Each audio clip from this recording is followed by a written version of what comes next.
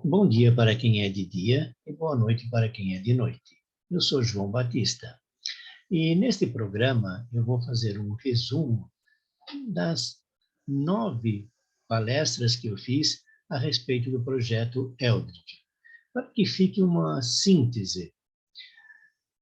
Todo esse período que eu demorei para fazer todas essas palestras foi porque eu queria mostrar não apenas aquele acontecimento onde o Eldridge viajou no tempo e voltou com aquela catástrofe. Eu quis mostrar todo o desenrolar de tudo a partir lá de 1931 e até um pouco antes. Então, vamos agora ao resumo do projeto Eldridge.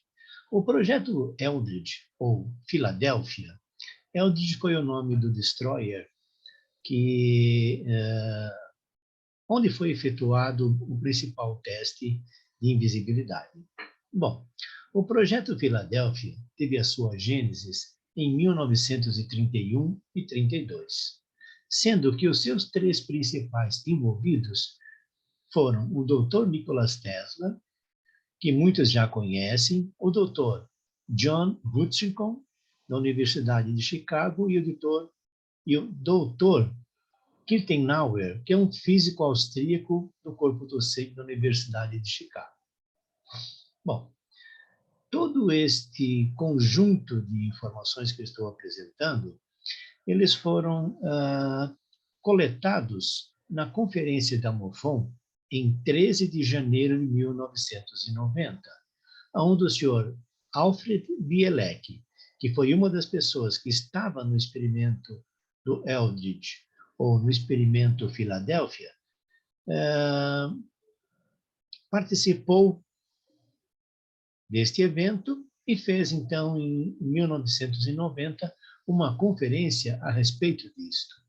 Bom, nós temos uma tecnologia dupla há pelo menos um século e meio, talvez mais, onde há o desenvolvimento tecnológico negado ao público. E estão nas mãos de uma elite controladora.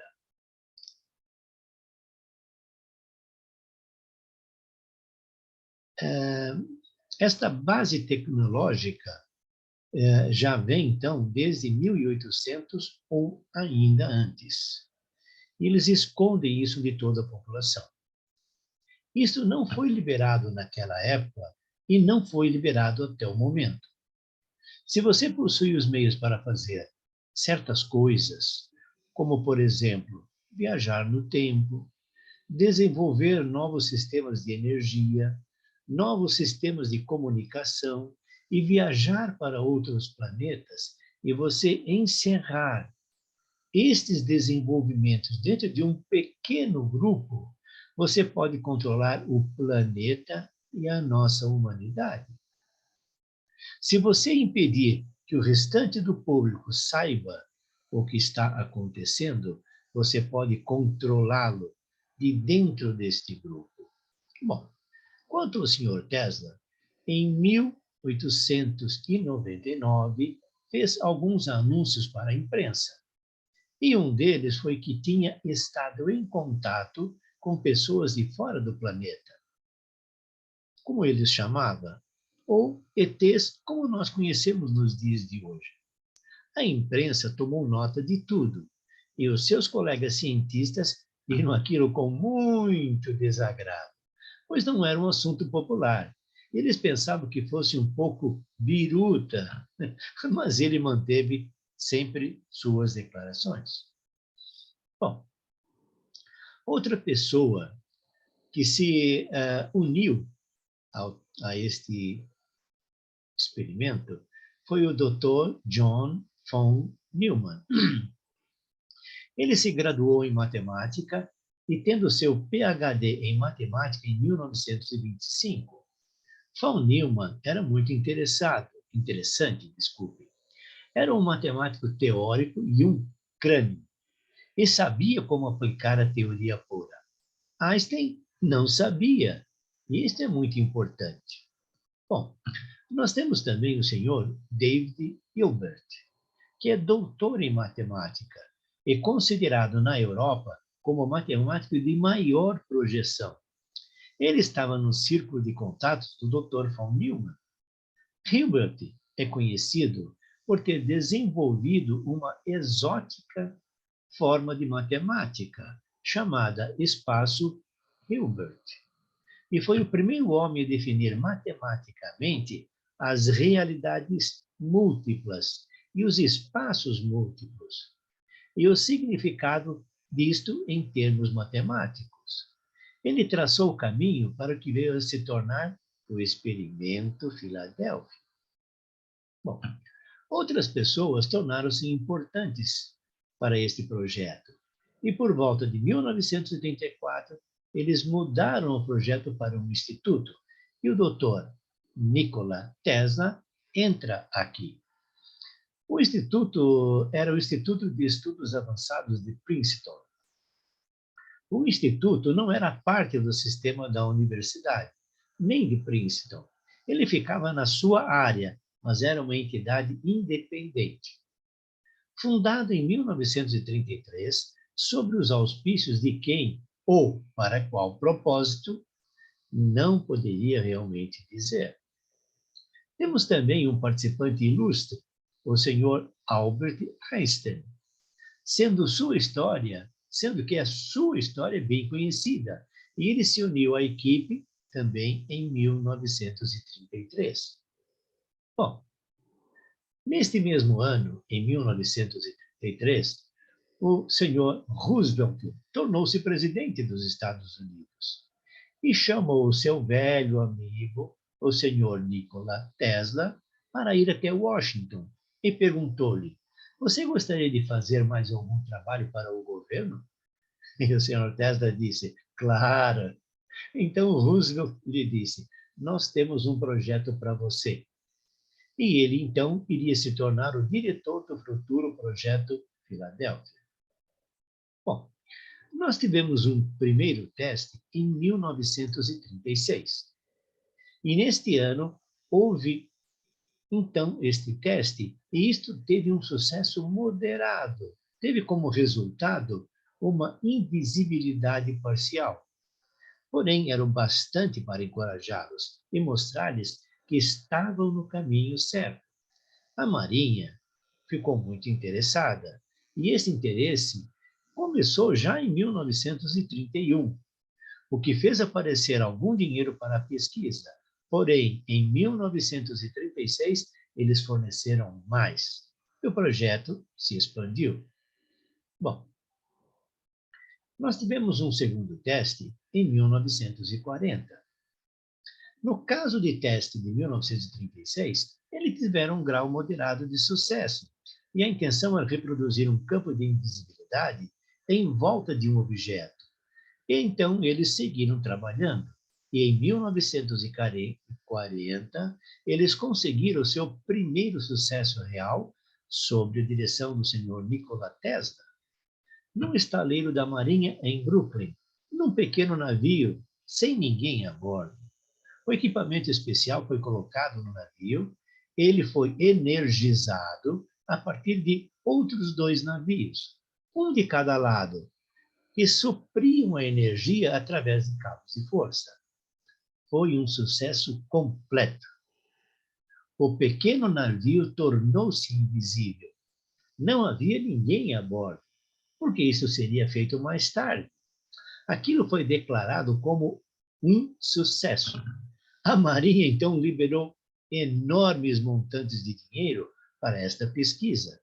E o projeto, então, foi classificado em 1940, sendo denominado Projeto Rainbow, ou Projeto Arco-Íris.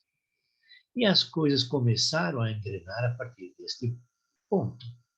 Bom, agora nós vamos conversar sobre o Sr. Bielek e seu irmão. A partir de certo ponto, o próprio Sr. Bielek diz: "Acho que agora, nesse ponto, eu deveria dizer onde eu, Alfred Bielek, e meu irmão entramos nisto. Uma das coisas que tinham que ser feitas era desenvolver uma equipe especial. Isto veio a ser feito um pouquinho mais tarde, em janeiro de 1941. A Marinha decidiu que eu e meu irmão necessitávamos de alguma experiência militar. Então nos transferiram para o estaleiro da Marinha, no Brooklyn. E cerca de um mês depois, fomos designados para o Pensilvânia, uma conservada galera de guerra, e saímos em direção ao Pacífico, onde ficamos lá por todo o ano de 1941. Neste ponto, um monte de coisas tinha acontecido.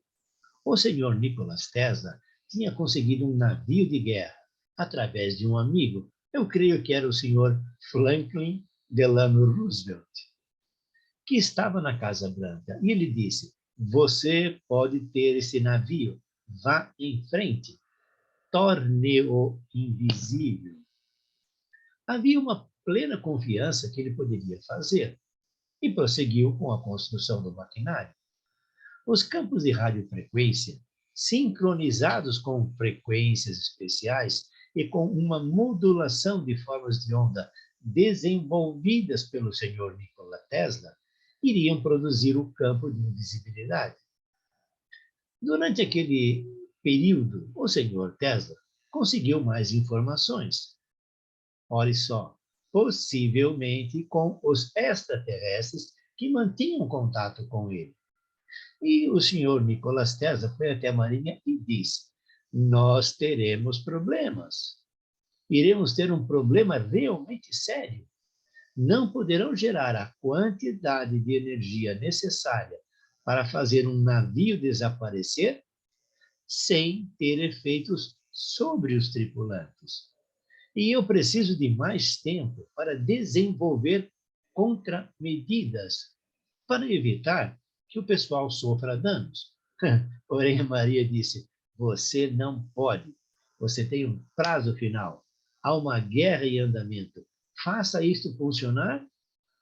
Você pode fixar a data, mas não pode mudá-la. Bom, para funcionar, havia um prazo limite, que seria em março de 1942. A data se aproximava e o senhor Tesla ficou muito apreensivo e finalmente decidiu. Ele iria sabotar o equipamento. Não iria destruí-lo fisicamente, mas iria se certificar de que ele nunca iria funcionar. Na data em questão, as chaves foram viradas e nada aconteceu. O senhor Tesla inclinou-se e falou: bem, cavalheiros, o experimento falhou. É hora de deixá-los. Há uma pessoa aqui que pode tomar conta disto e fazer coisas funcionarem para vocês. Aqui está o Dr. John von Neumann. Bye, bye. Adeus. Bom, conta a história que ele foi despedido. Porém, há uma outra história que diz que vocês não podem despedir, eu renuncio. A partir desses dois fatos, em que o senhor Tesla sabotou o próprio equipamento para que não causasse danos e renunciou, eu comecei a gostar muito dele. O senhor Tesla fez outras pesquisas a partir desse dia até a data da sua morte, em 7 de janeiro de 1943. Porém, aqui há uma observação minha. Há quem diga que ele foi visto trabalhando para a Marinha no final deste mesmo ano, 1943. Porém, não se pode afirmar. Bom, fica apenas como uma anotação. Bom, uma vez a experiência tendo falhado devido à preocupação do senhor Nikola Tesla, o Dr. von Neumann tomou conta de tudo. Outras pessoas em segundo plano se tornaram parte deste projeto. Uma delas é T. Townsend Brown. Muitas pessoas o conhecem pelo fato de ele ter trabalhado no campo dos UFOs, com eletrostática, tentando provar que pode-se fazer um objeto mover usando apenas a alta tensão e campos eletrostáticos. E ele fez muitos funcionarem. E isso está muito bem pesquisado e documentado. Bom, tivemos um terceiro teste em 20 de julho de 1943. Voltando ao navio que tinha que ser primeiro construído, ele ficou pronto por volta de outubro de 1942. Então foi levado a um dique seco, onde começaram as montagens de várias peças do equipamento. E por volta de janeiro de 43, ele estava virtualmente pronto. Quanto à tripulação, conseguiram o tipo de gente que queriam, cerca de 33 pessoas, todos voluntários, escolhidos a dedo. Eles foram para uma escola especial de treinamento em Groton, em Connecticut, na Academia da Guarda Costeira. Um sistema especial de geração foi construído com outro estranho dispositivo herdado diretamente do senhor Nikola Tesla, e que era um gerador de referência de tempo zero. O que é um gerador de referência de tipo zero? Bom, é um sistema o qual simplesmente fecha um campo com a Terra. A estrutura do campo magnético da Terra e também a sua ressonância de massa através de um sistema muito engenhoso projetado pelo senhor Tesla. A propósito, nesta mesma época, no início de 1943, meu irmão, eu e um terceiro homem fomos escolhidos para operar este equipamento. Fomos treinados para operar todo o sistema, porque nós sabíamos o que ele era e tínhamos os antecedentes educacionais para apreciar o que se estava tentando fazer. Bom, finalmente, em 20 de julho de 1943, eles decidiram que o navio estava pronto para o teste final. Então, a tripulação foi reunida e o capitão Hengel entrou a bordo com toda a sua tripulação. Todos os 22 neste momento foram a bordo, inclusive eu e meu irmão. Às 9 horas mandaram-nos virar as chaves. Então eles funcionaram e o navio tornou-se invisível, de acordo com os observadores. O pessoal que estava no convés desse navio durante este experimento estavam totalmente desorientados, nauseados, vomitando, quase delirando e, obviamente, nada bem. Então a Marinha viu o estado das coisas, retiraram a tripulação e eles nos dariam uma nova tripulação. O senhor von Neumann sabia, então, com certeza, que nós teríamos problema com o pessoal e disse à Marinha: eu preciso de mais tempo para estudar este problema. Precisamos descobrir o que aconteceu e corrigir. Tudo isto por causa das informações do senhor Nikola Tesla que tinha dado anteriormente, em que a coisa ia dar errada. Bom, continuando com o resumo. O quarto teste, já com o destroyer Eldridge, em 12 de agosto de 1943. A Marinha respondeu ao senhor von Neumann: você tem uma data limite, e ela é o dia 12 de agosto de 1943. Esta data é muito importante, guardem-na bem, como veremos mais adiante. Bom, ou e disseram ao senhor von Neumann: ou você faz o teste até lá, ou esqueça. Eles não lhe deram uma razão para isto.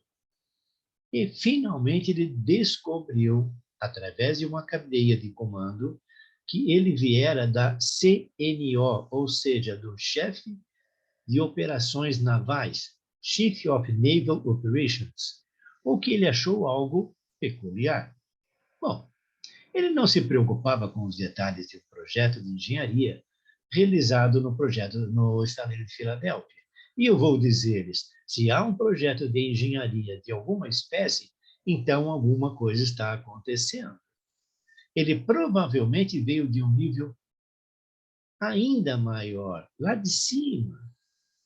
Bem, nós tínhamos uma data. E o senhor von Neumann e todos trabalhavam dia e noite.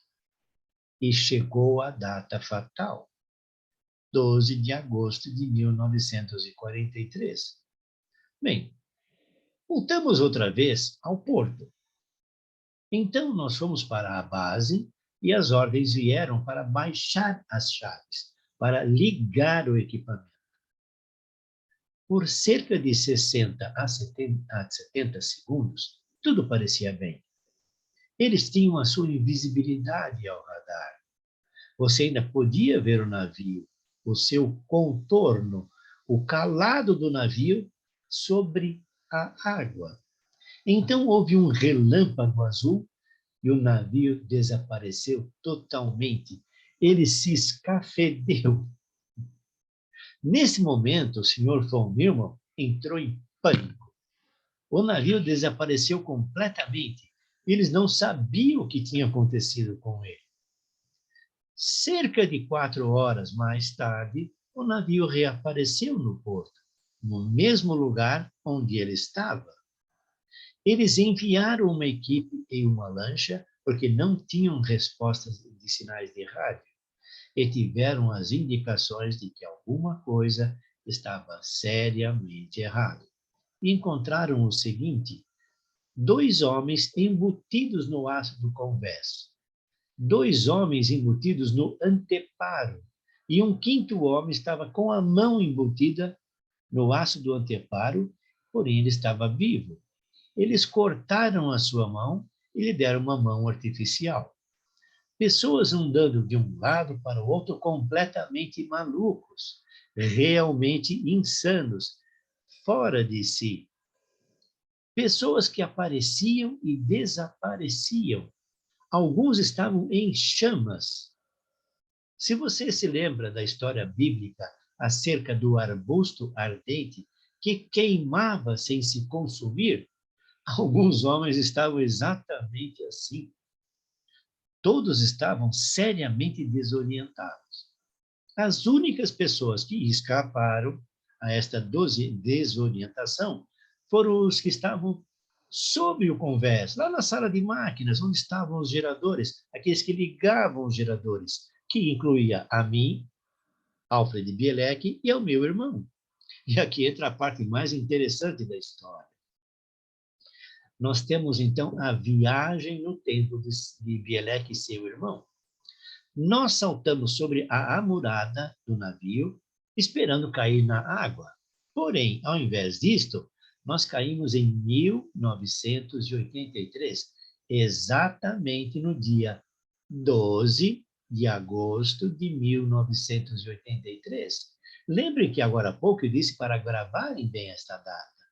12 de agosto de 63, 12 de agosto de 83 e mais um pouquinho à frente. Em meio de um outro projeto, então eles aportaram em 1983, em meio a um outro projeto, denominado Phoenix, Projeto Phoenix, em Montauk, Long Island, à noite, do lado de dentro das cercas periféricas. Eles tinham conseguido tornar aquilo operacional àquela época. Tinham guardas, cães e um helicóptero regular de patrulha. Nós fomos iluminados pelo holofote de um helicóptero. Nós não sabíamos o que era um helicóptero. Os guardas vieram, agarraram-nos e nos levaram umas escadas abaixo. Havia 5 níveis no subterrâneo até Montauk. E era lá onde estava a maior parte do equipamento. E nós fomos, então, apresentados ao Dr. von Neumann. E perguntou: bem, quem é você? Eu sou o Dr. von Neumann. Bielek e seu irmão disseram: nós estávamos chocados, mais do que chocados, porque tínhamos acabado de deixar o Sr. von Neumann em 1943. Era um homem relativamente jovem, e ele estava um homem bem mais velho, se apresentando como o Sr. von Neumann. E ele nos disse rapidamente o que tinha acontecido, o que estava acontecendo e porque eles possuíam relatórios finais. Aquela era uma longa história. E ele disse: cavalheiros, vocês precisam voltar e desligar o equipamento no Eldred. Desculpem. Isto já aconteceu, de acordo com os nossos registros, mas ainda não aconteceu na realidade. Não tinha acontecido ainda. Mas vocês precisam voltar lá e fazê-lo, ou seja, destruir todos os equipamentos. E não podemos desligá-los daqui, agora onde nós estamos, em 1983. Não podemos desligar esta estação. O que tinha acontecido era que as duas experiências no tempo, distanciadas exatamente 40 anos, tinham se acoplado uma à outra, o que criou um buraco no hiperespaço, sugou o Eldridge para dentro dele. O projeto Fênix tinha a capacidade, naquele momento, e já tinham total controle do tempo. Eles poderiam mandar-nos de volta ao Eldridge, e foi o que eles fizeram. De volta a 1943, eles abordaram o navio, encontraram, é claro, a antena. Vamos dar uma nova explicação. De volta a 1943, quando eles abordaram o navio para ver o que havia acontecido, encontraram, é claro, a antena quebrada, o equipamento no convés estava intacto, o equipamento abaixo do convés no buraco estava desmantelado, e eles viram o estado terrível em que estava o pessoal. Bem, eles não podiam levar o navio de volta com este pessoal, então trouxeram outra tripulação e levaram o navio à base. Tiveram reuniões por 4 dias com o Sr. von Neumann, Le Bon, Hal Bowen e Bachelor, e inúmeras outras pessoas. Bom, aí nós vamos imaginar, com tanta coisa errada, eles vão parar? Eles não vão parar. E fizeram um quarto teste. E disseram, bem, o que vamos fazer agora? Então eles decidiram que fariam mais um teste. Eles reconstruíram o equipamento, isso lá em 1943. E desta vez o teste seria 100 pessoas a bordo, como tinham feito lá na primeira vez no outro navio. Eles reconstruiriam e refariam a fiação elétrica no Eldridge. Então, no final de outubro, eles levaram o navio para a parte mais exterior do porto à noite. Levaram-no com uma tripulação comum, que logo deixou o navio. Eles tinham milhares de metros de cabo. Então, eles podiam ligar o equipamento e tinham a esperança de poder desligá-lo. Bom, na hora apropriada, por volta das 10 horas da noite, ou seja, 22 horas pelo horário da Marinha, eles ligaram o equipamento e o navio imediatamente desapareceu. Agora, isto leva a muitas lendas. As lendas apócrifas do Eldridge. Aparecendo no porto de Norfolk, em Virgínia, muitas pessoas relataram isto. Ele foi visto lá por 10 ou 15 minutos e desapareceu novamente. E voltou para o porto em Filadélfia. Bom, quando voltou, eles não tiveram que desligar o equipamento, que já estava desligado. E metade dele tinha desaparecido. Eles viram que 2 gabinetes transmissores e um dos geradores tinham desaparecido. A sala de controle estava em ruínas fumegantes. Ninguém havia feito aquilo, mas estava assim. A Marinha concluiu que aquilo era algo do qual eles não conheciam nada. Eles decidiram descartar totalmente o projeto naquele ponto. Bom, quanto ao destroyer Eldridge, ele foi levado para o estaleiro, retiraram tudo, reequiparam-no como um navio normal e foi mandado para o mar como um navio normal, com um capitão normal, como um navio de guerra que tinha sido designado em 22 de agosto e foi batizado após um segundo teste, que havia sido um desastre. Bom, o projeto foi fechado. Foi fechado, né? Hoje em dia, eles ainda estão viajando no tempo com muito mais facilidade e controle, né? Bom, Vamos agora falar sobre UFOs durante todos estes testes. Neste momento, há um outro aspecto interessante que eu esqueci de mencionar. Isto dizia o senhor Bielek, e que figura na história toda. Aproximadamente 6 dias antes do teste final, em 12 de agosto, aquele que foi um completo desastre, 3 UFOs apareceram sobre o Elbit. Aquela altitude, aqui a altitude, eu não sei, eu não me lembro de tê-lo visto. Meu irmão os viu, assim como outras pessoas, e ficaram por ali, imóveis. Agora, o que esses discos voadores estavam fazendo, não sabemos. Apenas eles estavam lá, observando. No momento do teste, quando o navio desapareceu, entrando no hiperespaço, um dos UFOs foi sugado com ele para o hiperespaço e também viajou no tempo. Bom, em 1947, a Marinha decidiu reabrir o projeto. Neste meio tempo, aconteceu uma pequena reorganização de toda a estrutura militar. Foi criado o Ministério da Defesa, você tinha o Ministério do Exército, o Ministério da Marinha, o Ministério da Força Aérea. Isso ocorreu em 1947. Você tinha chefes do Estado-Maior, e alguns deles vieram ao escritório de pesquisas navais e disseram ao Dr. von Neumann: vamos reabrir este projeto, o projeto Arco-Íris ou projeto Rainbow. Descubra o que realmente aconteceu, veja lá se há alguma coisa nisso que possamos salvar. Então ele começou a fazer. Eu, Alfred Bielek, fui chamado para Los Alamos, para um lugar chamado Camp Haley, no Colorado, em companhia do Dr. Vannevar Bush. E o que estava fazendo ele? Vannevar Bush era da equipe científica a cargo da recuperação do UFO destroçado em Aztec, no Novo México, em 1947. Isto foi totalmente sem o meu conhecimento, porque no meio tempo a Maria tinha me encostado. Ele foi lá novamente em 1948 e devido a uma outra queda, ou 2 quedas de UFOs, todos os corpos destes 2 acidentes estavam mortos.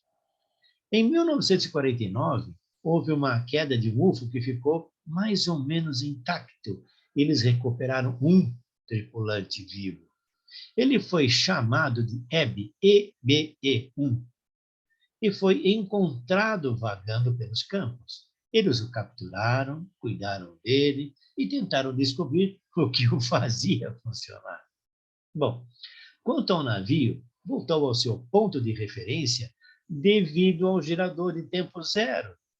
A referência do sistema o trouxe de volta.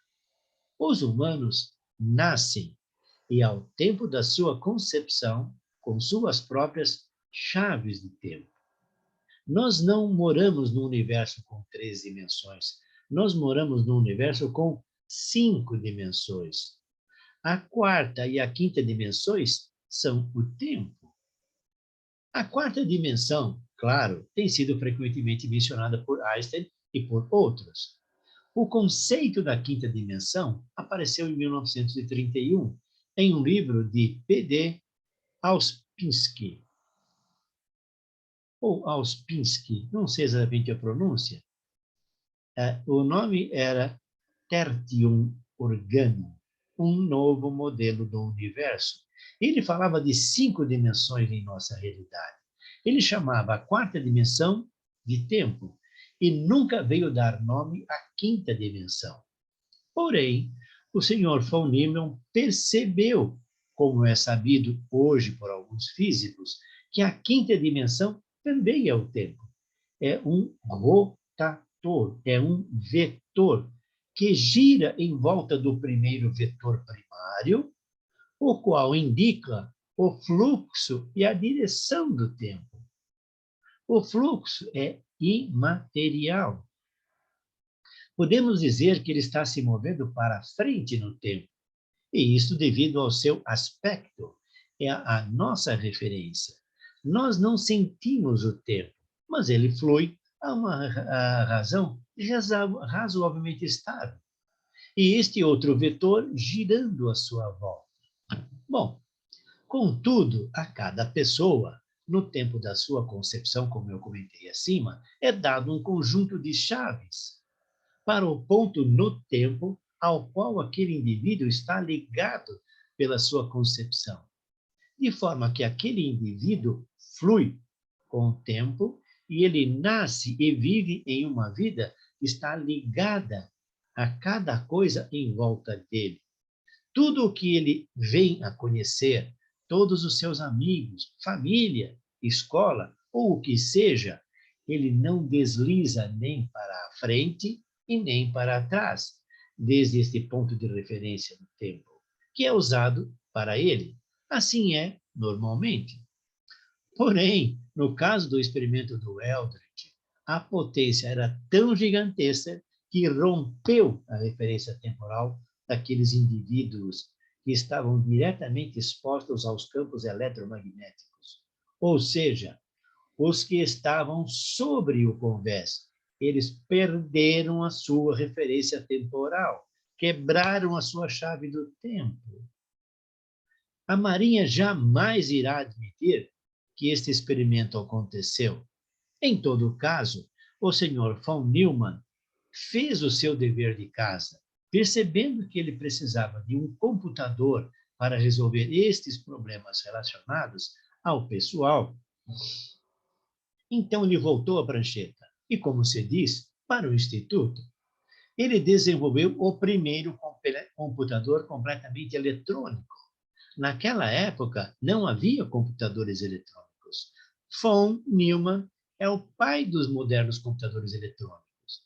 Em 1953, foi liberado um novo sistema para a Marinha, com um computador, com total correção dos fatores.